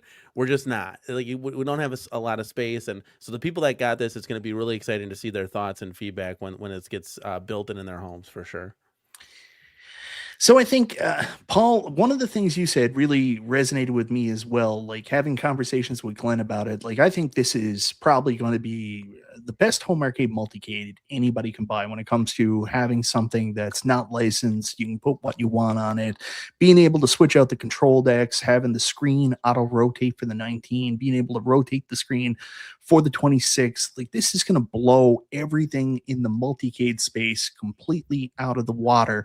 But when it comes to catching the interest of people that are more into the recreation arcades, even though this will probably have all these options, better buttons and stuff like that, it's not going to take away from that market, in my opinion. I don't think anybody's going to say, I'm not going to buy a Qbert Arcade1Up, which is definitely going to come at some point, because I bought a GRS build-a-cade FU. You know what I mean? I think this is something that could be an amazing addition. This is something I want. I'm hoping that when these do come out for the Kickstarter, there is additional supply that can be bought by the public, and it will finally be available in Canada, even though it'll be really pricey. I think this is going to be one of them worth it. Like, I love the Unico Nova Blast, but like when the price got up to around $2,000 to get to me here in Canada, I didn't love it $2,000, but this I'll love $2,000. But it's still not going to stop me when I see something that I'm really excited about from Iconic or Arcade1Up when they come out with something like a Robotron. Just because I can play Robotron on a multicade doesn't mean I don't want something that looks like a Robotron, has the right art, and brings me that nostalgia, right? Yeah, and I don't think you're talking different quantities. It's really a different kind of market. I think Glenn hit like 280 something ish with his Kickstarter, maybe 300, something like that. That's not going to be a threat to any of the manufacturers in this space business wise. I think it's sort of a niche thing. It's great for people that want it. That's not going to prevent them from also putting something else right next to it from one of these other companies. So I think they can live happily together. Oh yeah, I think it's going to be 100% complimentary product, and I'm so proud of Glenn. Like this has been a rousing success. He's got his own cab coming out. Tons of people in the community supporting him. He's working with all kinds of companies and stuff like that. Congratulations, GRS, doing awesome stuff. So I'll leave it at that. We will wait until we get news on if this will be available in 2026 outside of the Kickstarter. Me, myself, I'm personally excited. Carl, are you going to have to explain to your wife why you're sneaking this giant thing in your house? Hey, this whole thing. That's the line. That's the line right there. I got to talk to Carl's wife there a little while ago. It was fun. Carl gave me a call. We were all talking to Super Game Room dudes, and Carl's wife was in the car. She enjoyed the conversation, didn't she, Carl? Well, they didn't know she was in the car, and Mike went on his normal tirade. But she blamed. I think it was P Dubs that was actually saying something, but she assumed it was Michael B. She was like, "That was Michael B, right?" I'm like, "Yep." Rightfully so. Yeah. $10 super chat from B Kirby, the Chicago Arcade Guy. Not only did I get stuck paying for Danny's ALU and then being told he didn't have the money, this knucklehead wants me to deliver it too. My name is B Kirby, not Ezekiel. You offered to deliver it. Get the hell out of here. So much. And I do have the money. You're so funny, dude. B Kirby just loves busting balls tonight, baby. Let's go. Thank you, Mike. That's $30 more in Mike's pocket. You're sitting here making Mike rich here. So funny. Hold on 1 second, guys. I should have had this ready, but again, like I told you, this show was hard for Off me the to get ready rails. for. I was working like right up until this started. Like I told Paul, I said, I'll send you a link. I went in, started the meeting I was supposed to be on, snuck out, sent Paul the StreamYard link, and then went back to my meeting. All right. So last but not least, this is a guy I've been giving a hard time all week to because he didn't want to listen to all the pinball talk. But last but not least, I do want to talk about G.I. Joel because Paul, I do think this is something that might interest you a little bit because this is somebody that's making products that, you know, we're probably not going to see some of these bigger companies do. Maybe it's going to be something outside. They're not necessarily making licensed products, but they're giving you shells and options to kind of hit some of those dream cabs. And I think you've been on the Reddit, Facebook, Reddit pages since the very beginning. I mean, do you remember, I think it was like Arcade1Up's second year of operation. They sent out an April Fool's joke about their new form factor, where they showed off April Fools and they showed the Nintendo form factor, and they're like, "We're kidding, we're kidding." Yeah, yeah, that was a bad call. Yeah, I mean, this really is an interesting one to me, and I've told him several times, like, hey, you do this, but scale it up to an XL, like, size, whatever you want to call it, Supreme, XD, whatever. Like, sign me up. It's tough because, again, this isn't necessarily a licensed product, but it's also a very niche product, and I don't think it's going to really take away from any sales from any of the established players. So I think it can exist nicely in this space. But I love what he's doing with the accuracy of the form factors, like what Carl was talking about earlier. Like the bones look good. To me, it's just a matter of scale. Right. Like, but to me, it's just like, take this now, scale it up that extra 15% and you're there. But I love the fact that the shapes are basically the right proportions. You don't have anything that's like super tall, but really narrow, or, some other weird thing going on. So I feel like this is a great product for the people that love deluxes right now. Could be an even better product if it gets into the slightly larger sizes. But yeah, I think it's awesome. I'm glad he's doing it. Yeah, the only issue with the larger sizes, obviously, it's appealing, but then the shipping costs rises with it as well, and that's always going to be a factor when you're trying to get these cabinets. But see, that's why they got to work with Spreetail, because if they sell through Spreetail sells through a retailer with free shipping. You got to know the ins and outs of this, Carol.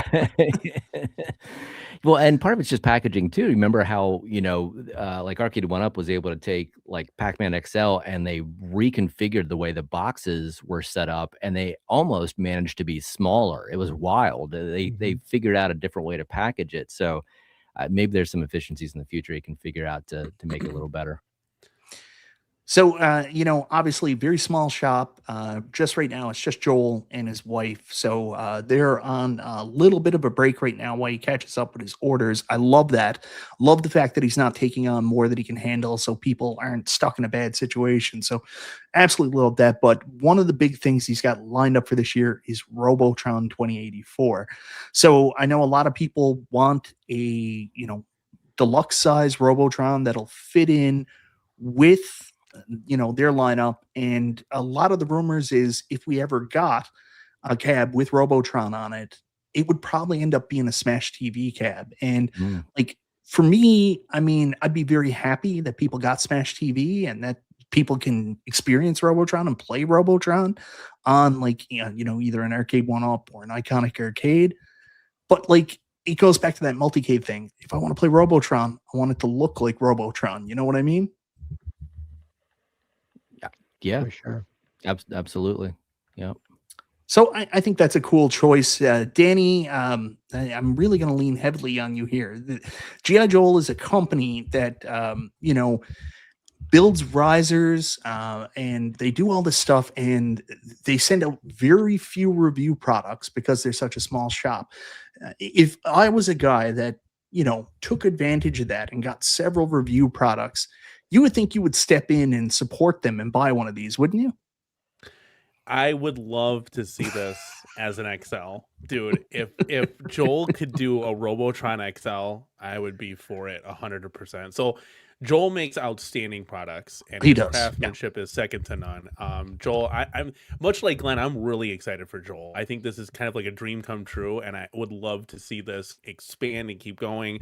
I want him to be so busy that he's like, shit, I gotta hire people, right? Like that's what we want to get him there. So I think again, And you could right help now, by buying one of his cabs. it's like, and you can save a child by making a donation. So I'm on XL, guys. I'm much like Paul, and I'm not going back. So this deluxe is going to be awesome for those who love the deluxe and still have those in their home arcade. It's going to fit in fantastically. When he's ready to make that XL jump, I'm going to be the first one in line for sure. And it, depending on the cabinet, I'd like to see him do some things. Nintendo's not really my thing anyways. I know there's some conversation in the chat, the Nintendo cabs being smaller, all that jazz. Like, But Danny, I I'm think just not a it could Nintendo be guy your to begin thing. with. I think it could be your thing if you ran a poll on your channel and said, what's next coming to the cornercade? And then people voted Nintendo. You would somehow then become a Nintendo guy. I guess so. Yeah, maybe. Yeah, I got things down the pipeline, but like I said, Mike, can you imagine like a Robotron XL? Like the way Joel's gonna do this thing, it's gonna look absolutely fantastic. So I thought I'd you were really into like to quarter see that. arcades now, Danny. It's hard. 100%. It's hard to keep up with you. It's just like someone gives you something free, and then you're all about that. Oh, stop it. Well, then, and if that's the case, hold on a second. If that's the case, then I'm all about the new microphone that's coming Oh out. my God. Dear God. Carl, what about you? You see the stuff coming out of G.I. Joel. I think we should have him on Super Game Room Dudes again. We sometime. should, because Yeah. his products is I think I get him and somebody else with a similar name out there. I don't know enough about it. I have not seen enough about it. I get bits and pieces of it together. I know he has a Donkey Kong one that Yeah. I've heard about, but I still haven't really had an opportunity to really investigate it at all. Yeah, yeah, to me, I'm definitely anybody that makes cabinets that look as nice, that's automatically got my attention. I just hadn't had a lot of opportunity to learn more about it. I think this would be right up your alley, because I know how excited you were about turning your GRS build-a-cade smaller one into a Nintendo. And I know you've always wanted that. So, I mean, to me, this is a match made in heaven for you and G.I. Joel to get together and buy one of these cabs and put it together. I think you'd be very happy. He's even got a new CRT thing now where he's doing these new screens that have the CRT edge to it that I think is really, really interesting. So you got to check that out as well. Let's get him on the show. So because if it's not happening on Friday, I'm usually missing it, and you guys see me, I've caught a lot more shows because it's still cold outside, but once it gets hot, it's kind of hard to get me on a day that's not a Friday. But yeah, I'm definitely interested in learning more for sure. And thank God Mike of all trades is talking some sense into G.I. Joel and keeping him away from making a 6-player X-Men for Danny. Oh my God. Stop it, dude. That's going to be fantastic. Look at this. Even Duke Dog said something. Let's go, baby. So anyways, that's kind of everything that we know about. I think that's a lot of, we went longer than I intended, so I'm sorry I kept you so long. I know you might have speaking engagements at schools like Mike had this morning, or whatever you got tomorrow morning. Sorry for keeping you so long, but it's cool. Like this, everything we talked about tonight is pretty much stuff that we already know is coming out. And you think about that compared to the last couple of years that have been so silent and, boring. We're only 3 months in and we've got a full slate already with more to come. That's got to be pretty exciting, right? So Mike, can you say it? Can you say Home Arcade is back, baby? Like, that's what I'm talking about. The excitement is back. It's here finally. Like, this is what we've been waiting for. And there's more coming, which is wild, guys. This is just like the tip of the iceberg. So I'm excited for sure. Literally, the only thing I learned from you tonight is you have 4 inches.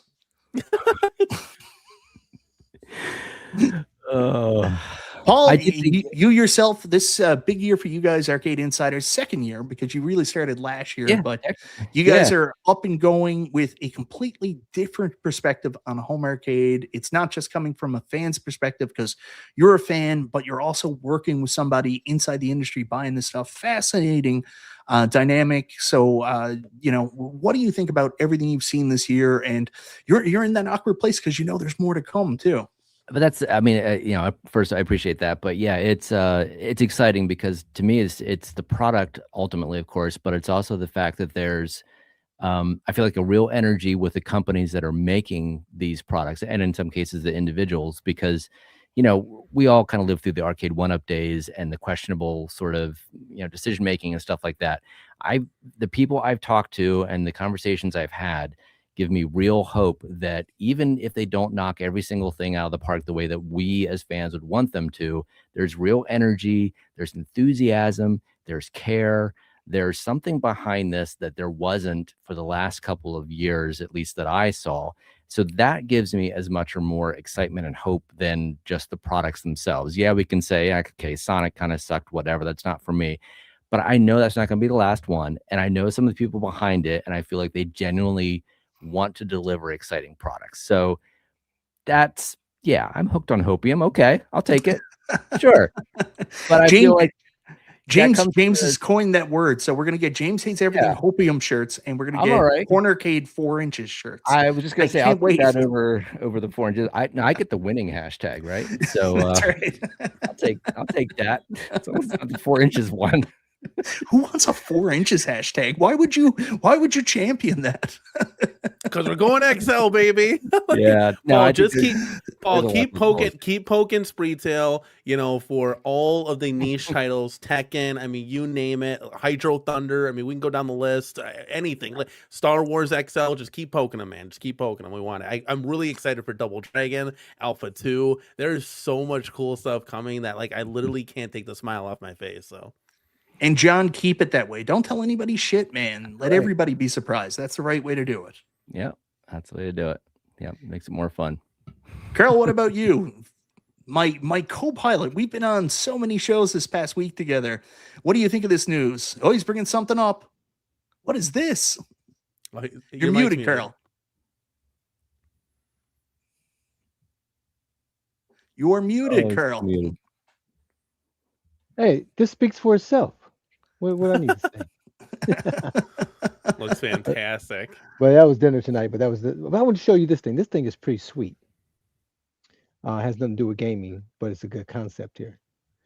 So this is Detroit and Windsor. So Detroit and Canada, Michigan, U.S. and Canada. But this is a website called Map2, the number 2 model. And you can take any region of the world, grab a piece of it, and they'll make the files for a 3D printer. So I thought this was pretty slick. So I got this made because this is my office right over here. But we're moving from the 21st floor downtown to the suburbs to the 2nd floor with a view of the parking lot. So I got this to remember the view that I had for the last 21 years. But I just thought this was cool. I know a lot of people have 3D printer, so I just wanted to mention this. I think this is really cool. Now, Danny, when people dox you, they can do it in 3D and actually print up your home address. Now, Carl, are you gonna paint this or? No, I don't think so. I was thinking about doing that, but this one, my wife got me this for my birthday here, but I like this because this actually has stones crushed in the filament, so it actually looks like a sculpture. Oh, that's cool.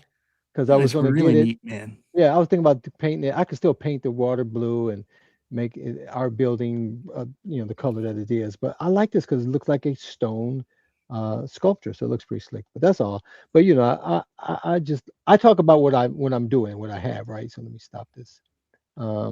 Danny does too. Didn't you hear the 4 inches hashtag earlier? Anyways, guys, I apologize. I've kept you way too long. Just last chance before we go. First up, Cornercade. You've moved to Sundays. Tell us about what you do on your show and why people should watch it.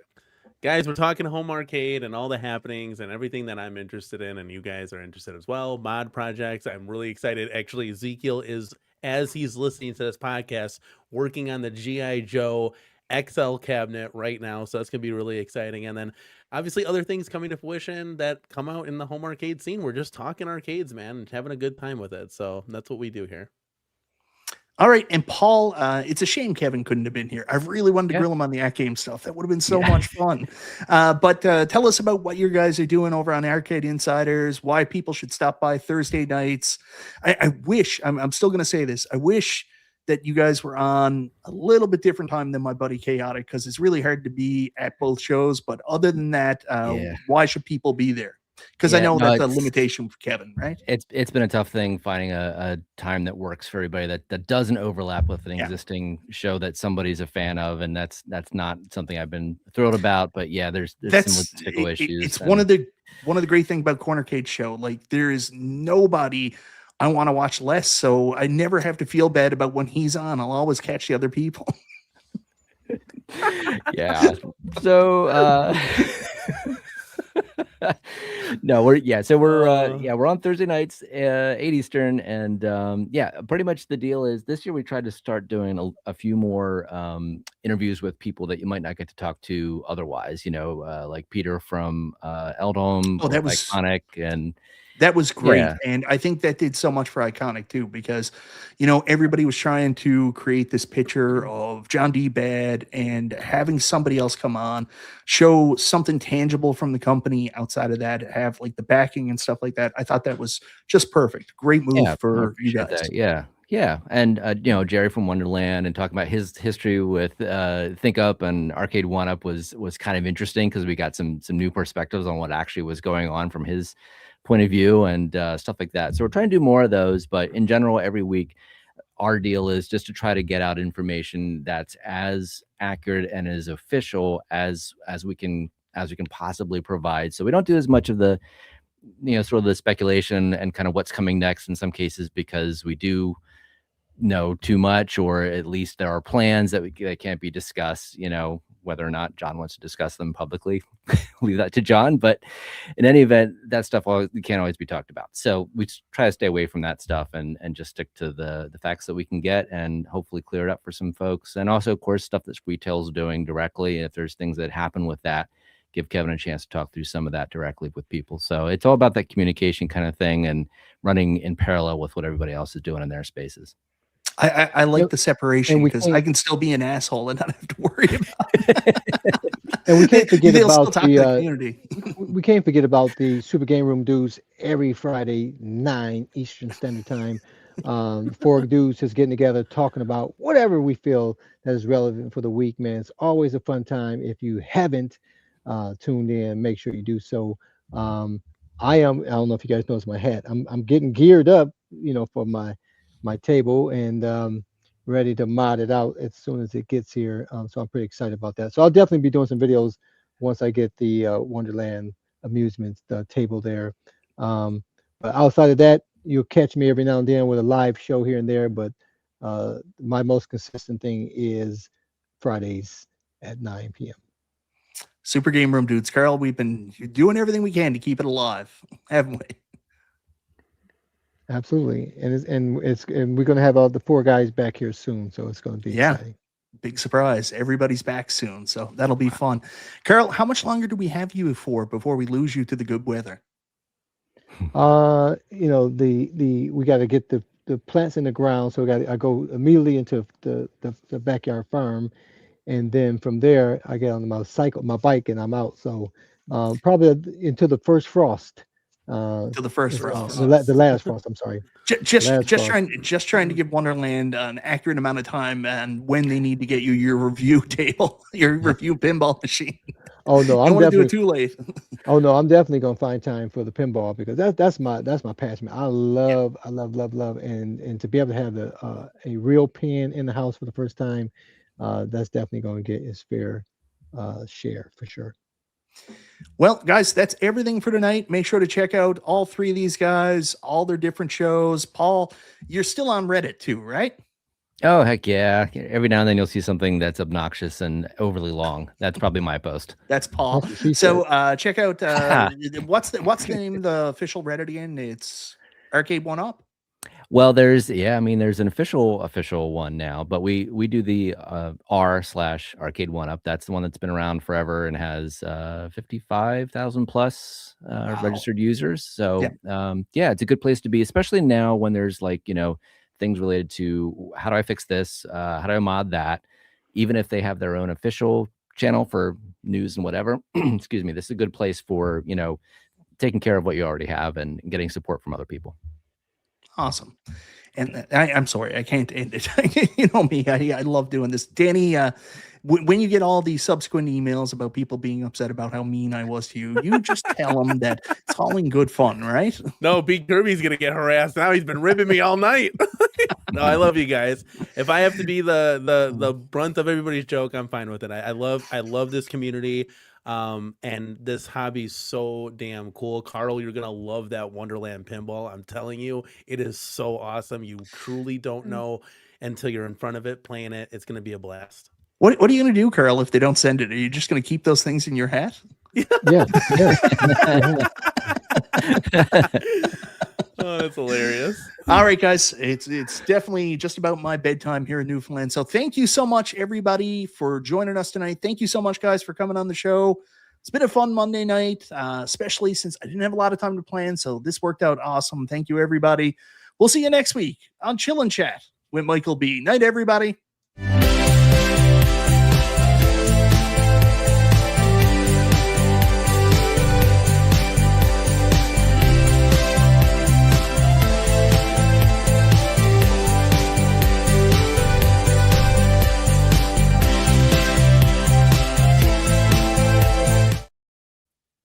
Danny, I think that was the least offensive 2 hours I've ever spent with you.